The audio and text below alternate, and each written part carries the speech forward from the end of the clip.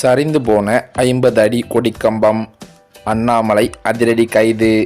திடீர் பரபரப்பு. அதிர்ச்சியில் பாஜகவினர். தமிழ்நாடு பாஜக தலைவர் அண்ணாமலை என் மண் என் மக்கள் என்ற பெயரில் தற்போது தமிழ்நாடு முழுவதும் நடைபயணம் மேற்கொண்டு வருகிறார்.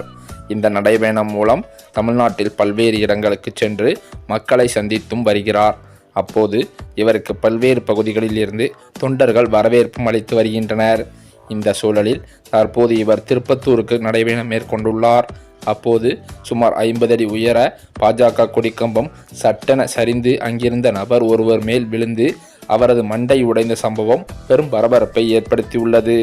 அதோடு மட்டுமல்லாமல் அடிபட்டவர் எப்படி இருக்கிறார் என்றும் பார்க்காமல் பாஜக மாநில தலைவர் அண்ணாமலை அங்கிருந்து நகர்ந்து சென்ற நிகழ்வு அனைவர் மத்தியிலும் முகச்சுளிப்பை ஏற்படுத்தியுள்ளது.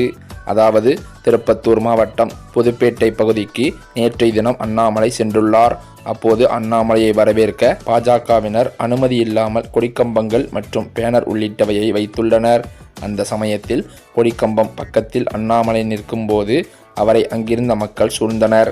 அதே நேரத்தில் அந்த 50 அடி உயர பாஜக கொடிக்கம்பம் சட்டென சரிந்து அங்கிருந்த தொண்டர்கள் மேல் விழுந்ததாம்.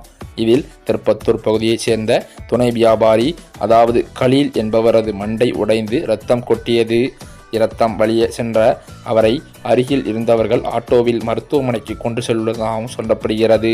ஆனால் அப்போது கூட அவரை கண்டும் காணாதது போல் அங்கிருந்து அண்ணாமலை நகர்ந்து விட்டதாகவும் கூறப்படுகிறது.